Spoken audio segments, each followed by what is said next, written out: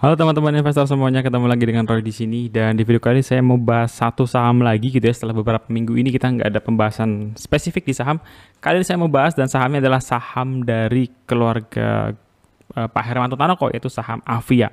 Saham Avia ini secara harga saham kesannya downtrend gitu ya, tapi apakah saham downtrend ini ada sesuatu yang bisa terbaca dari formal atau official rilis saat ini, atau memang ada sesuatu yang lain, dan apakah penurunan ini membuat sebuah saham ini bisa menjadi kandidat beggar kita gitu ya. So kita akan coba lihat, bahas dalam video kali ini. Disclaimer on dulu, sifatnya investment research, bukan ajakan jual beli dan tidak niat untuk menjatuhkan stakeholders tertentu.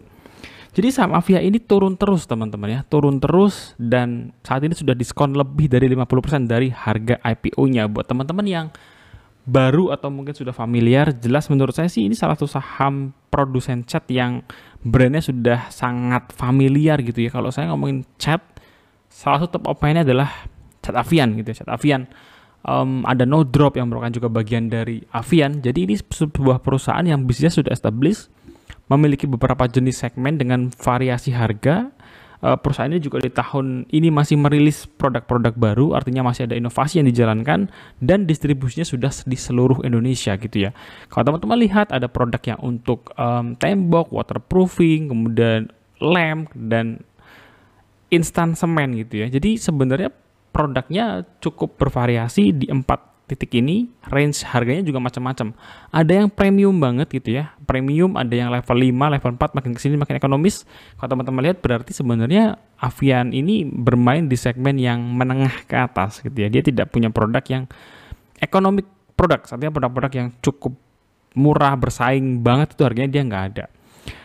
Avia punya distribusi yang menurut saya sudah sangat mapan gitu ya, dengan area Jawa yang begitu padat, kemudian Sumatera, Kalimantan juga cukup merata, Sulawesi menjamah sampai ke Maluku dan Papua gitu. Jadi secara rantai distribusi Avian ini sudah bisa dikatakan memang established dan menjangkau seluruh Indonesia.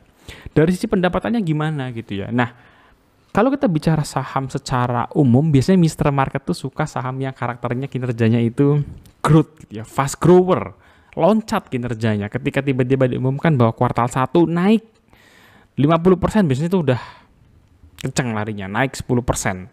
Jadi kalau teman-teman lihat dari pergerakan 9 bulanan, Avia tuh stabil aja gitu ya, 1,059 triliun, 1,08 triliun, 1142, 1160. Jadi growth iya, tapi pertumbuhan itu bukan tipikal yang growth loncat signifikan, fast grower, bukan. Tipikal growth yang masih bisa cukup bertumbuh, tapi memang ya tipikal ini tadi ya, tidak terlalu mendapat gairah dari Mr. Market. Dari sisi keuangan, Avia juga kelihatannya fine-fine aja. Dengan kondisi kas 2,3 triliun dari total aset 11,26 triliun, atau bahkan kurang lebih 30% dari total aset lancar, maka posisi kas Avia ini bisa dikatakan sangat strong gitu ya. Kondisi ini juga ditambah dengan posisi utang yang sangat rendah, nyaris nggak ada utang, jadi DER-nya itu sangat rendah sekali. Teman-teman juga bisa melihat bahwa pertumbuhan ekuitasnya dari tahun ke tahun juga kelihatannya tidak bertumbuh iya, tapi seperti dengan posisi dari laba bersihnya ya, tumbuh tapi tumbuhnya memang perlahan. Yang menariknya, dengan kondisi kas yang sedemikian tebal, kita jelas bisa berekspektasi bahwa Avian ini, kalau teman-teman suka dengan dividen investing, menurut saya ini salah satu pick saham yang cocok untuk dividen investing. Memang track record historinya baru beberapa tahun gitu ya, dia juga baru IPO kan belum lama ya. Jadi kalau lihat 5 tahunan belum cukup, tapi dengan kita ngelihat historinya ini 2024, 2023, 2022, willing dari perusahaan untuk memberikan dividen itu cukup besar. Mereka bahkan membuat sebuah dividen policy bahwa dividen yang akan dibagikan itu 50% dividen payout rasionya. Jelas buat teman-teman yang suka dividen, Avia masuk dalam kriteria itu. Tapi salah satu contoh lain action corporate yang cukup menarik adalah shares buyback gitu ya. Perusahaan melakukan shares buyback kurang lebih harga 500 sampai 510 di awal tahun 2024. Ini digunakan untuk apa? Katanya itu membooster investor confidence, bahwa memang dari sisi manajemen pun mereka ingin beli lagi dari masyarakat karena melihat bahwa harga saham Avia ini cukup murah. Kalau Avia yang membeli 400 miliar saham di harga 500 sampai 510, maka kalau saat ini Avia dihargai 400 rupiah gitu ya, maka kurang lebih kita sudah mendapatkan diskon 20% dari harga yang dibeli perusahaan untuk membeli sahamnya kembali. Jadi ini membaca sebuah pergerakan yang simple tapi sebenarnya maknanya cukup bagus gitu. Perusahaan yang membeli sahamnya dari masyarakat 400 miliar di harga 500, sekarang perusahaan melihat harga sahamnya 400. Waktu itu dianggarkan 1 triliun. Artinya sebenarnya masih ada anggaran dari perusahaan kalau ingin willing lagi untuk shares buyback lagi. Tapi di harga sekarang pun bagi investor retail yang akan beli saham Avia, dia membeli saham 20% lebih murah daripada saat perusahaan melakukan shares buyback. Lalu bagaimana dari sisi prospek Avia sendiri? Prospek Avia menurut saya dengan perusahaan yang sudah berani membagikan dividen 80% dividen payout rasionya, artinya perusahaan ini sudah dalam tahap yang established dan dalam waktu dekat tidak membutuhkan cash untuk development bisnis. Yang artinya ya perusahaan mungkin merasa bahwa proses manufaktur, kemampuan produksi, volume produksi dari pabrik yang sekarang masih cukup teman-teman. Ya, masih cukup. Itu pun perusahaan masih bisa merilis produk-produk inisiatif baru untuk dilepas ke market. Jadi dengan cash yang relatif stabil, dengan kondisi pabrik yang masih oke, kemampuan manufaktur yang masih oke, volume yang masih terjaga, menurut saya berarti mungkin saat ini kondisinya bukan tentang kemampuan perusahaan untuk mendevelop bisnisnya lagi gitu ya, tapi lebih memaksimalkan kapasitas yang ada dan menambah inisiatif baru di dalam bisnis mereka. Lalu kalau kita ngomongin bicara soal GCG atau dari si manajemen side, saya melihat keluarga Pak Hermanto Tanoko ini menjadi salah satu pebisnis yang well respected gitu ya. Saya ngeliatnya juga senang sih ngeliat podcastnya beliau, sharing live-nya beliau, sharing mengenai kehidupan pribadinya. Menurut saya sih value-nya banyak banget gitu. Jadi saya suka nonton podcastnya beliau. Saya paling saya nonton berulang-ulang beberapa waktu lalu, udah lama sih, itu saat podcast beliau dengan foundernya Mayapada Group gitu ya, Pak Sri Dato gitu ya. Itu saya ngelihat wah ini obrolannya daging banget itu antara dua founder bisnis yang raksasa Mayapada Group dengan Tankop. Nah, saya ngelihat keluarga Tanoko ini sahamnya itu nggak ugal-ugalan seperti sahamnya founder-founder Crazy Rich yang lain gitu ya. Jadi kalau teman-teman lihat kayak Cleo, Avia, Rise, Cak, Depo itu harganya memang cenderung nggak terlalu kemana-mana sebetulnya. Kecuali Cleo yang memang menunjukkan konsistensi performance yang luar biasa dan sekarang harganya sudah di atas 1000 lebih gitu ya. Kalau teman-teman masuk dari zaman 500 jelas sudah baker. Jadi ini keluarga yang secara harga saham memang nggak seugal-ugalan dari Crazy Rich yang lain. Nah, apa yang membuat Avia itu masuk ke dalam list dan menarik untuk kita bahas adalah penawaran valuasi yang ditawarkan market saat ini. Tadi saya sudah sampaikan ya teman-teman bahwa di harga 500 manajemen melakukan shares buyback. Manajemen melakukan shares buyback karena mereka melihat bahwa harga saham di market itu lebih murah daripada ekspektasi manajemen atau daripada target manajemen gitu kali ya. Sehingga ketika kita melihat bahwa mereka membeli saham sampai 400 miliar, menurut saya itu sebuah sinyal yang bagus. Saya nggak tulis di sini gitu ya, teman-teman bisa cari sendiri bahwa mereka itu menganggarkan 1 triliun untuk bisa shares buyback. Nah, apakah mungkin dengan cash yang masih sedemikian besar perusahaan akan shares buyback lagi? Menurut saya masih mungkin.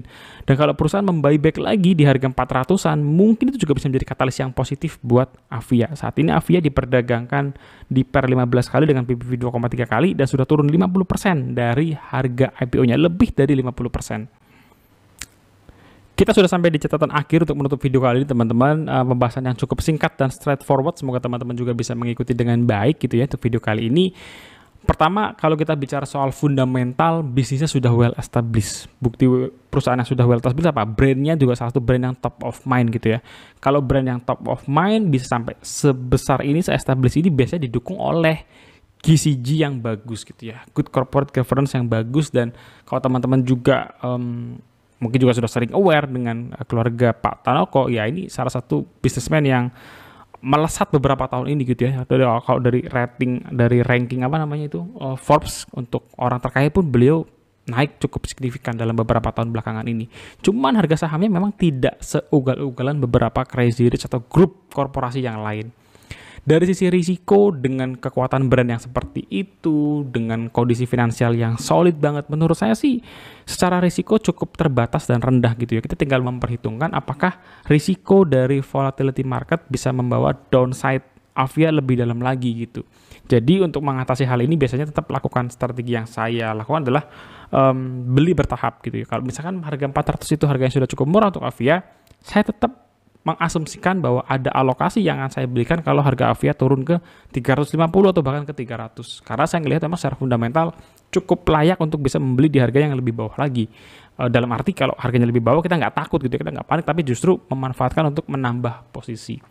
Valuasi adalah sesuatu yang nggak bisa saya abaikan dari case-nya Avia gitu ya. Saya sering bilang bahwa dalam kondisi market yang sedang sideways, market yang foreign outflow-nya sedang kencang keluar, mencari saham yang potensi untuk beggar itu agak tricky gitu ya. Kecuali kondisinya sedang banyak fear market, itu beda cerita.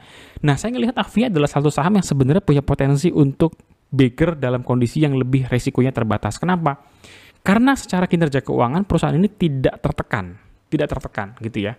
Tapi untuk bisa melakukan atau untuk Mr. Market tertarik ke masuk saham seperti ini biasanya butuh katalis yang kuat gitu ya. Shares buyback menurut saya katalis yang kuat. Kalau shares buybacknya di harga yang let's say lebih royal gitu ya. Atau yang kedua kalau dividennya cukup tinggi lagi. Atau yang ketiga kalau misalnya ya mungkin dari sisi market melihat atau memframing adanya hal-hal yang super positif dari keluarga Pak Tanoko atau dari Tankop itu sendiri. Lebih dari itu dengan kondisi keuangan yang stabil, dan kalau perusahaan ini mampu mengenerate atau perform gitu ya, perform dengan lebih meyakinkan dari yang sebelum-sebelumnya. Let's say misalnya laba bersih Avia tahun 2024 naik 50%. Atau kuartal satunya deh, kuartalannya naik 40%. Biasanya ini akan memancing gairah Mr. Market untuk masuk ke dalam saham yang satu ini. Jadi secara dividen kasnya bagus, potensi dividennya bagus, dan secara potensi capital gain, potensinya menurut saya malah bisa jadi bigger saham yang ini. Hanya saja tadi ya, butuh sentimen yang super positif untuk bisa membuat saham yang sudah downtrend, turun lebih dari 50% dari harga IPO-nya, kayak cepet aja naik rally lagi gitu ya. Saya kasih rating B+ untuk saham Avia gitu ya. Dari mulai fundamental, risiko, valuasi, keuangan yang solid, dan momentumnya memang lag banget. Nggak banyak saham yang dapat momentum bagus akhir-akhir ini karena memang IHSG sendiri juga sudah sedang nggak terlalu bagus gitu ya. Sehingga kalau IHSG-nya nggak terlalu bagus ya sentimen per emitennya kadang-kadang juga nggak sebagus itu juga. So itu dia teman-teman pembahasan saya kali ini untuk saham Avia. Semoga memberikan insight buat teman-teman yang mungkin nyari bang saham lain dong, saham yang ada potensi beggar, saham yang nggak itu aja. Nah ini nih Avia, saya nemu Avia dan semoga bisa ngasih insight buat kalian. Jangan lupa untuk subscribe, share, like, dan komen video ini. Kalau kalian punya pertanyaan, tulis juga pertanyaan kalian. Dan habis ini bahas saham apa lagi, tulis juga di kolom komentar. Saya lagi butuh saham-saham yang menarik nih. Kasih masukan banyak-banyak. Thank you guys, bye-bye.